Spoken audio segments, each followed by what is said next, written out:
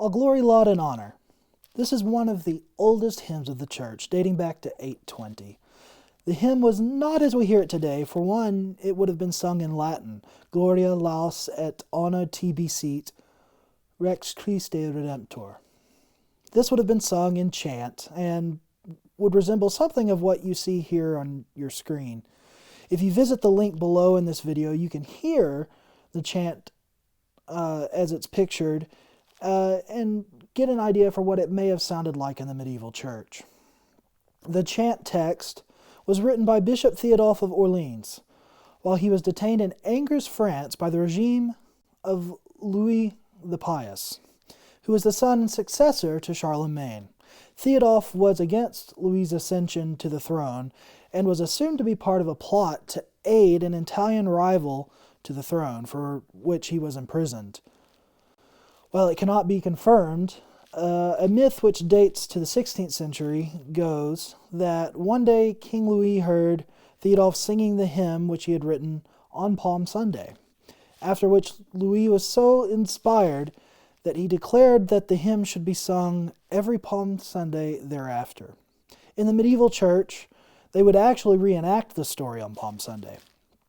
And using a standard liturgy, they would feature this hymn in amidst the service. The priests and the inhabitants of the city would process from the fields to the gate of the city, following a living representation of Jesus seated on a donkey.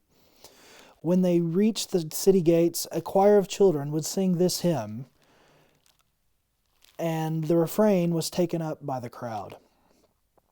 At this point, the gates were opened and the crowd made its way through the streets and onward to the cathedral.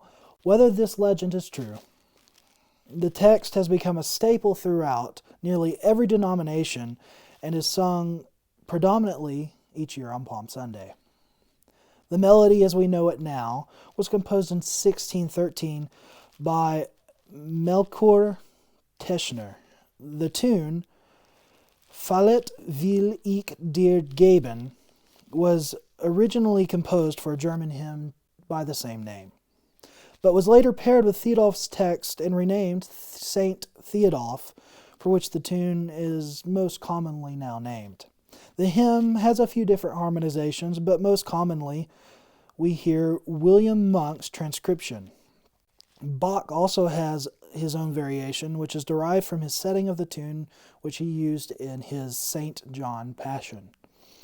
It has been published in over 500 hymnals since 1854, when it was first translated to English by John Neal, and it continues to be a staple in the remembrance of Palm Sunday, even to this day.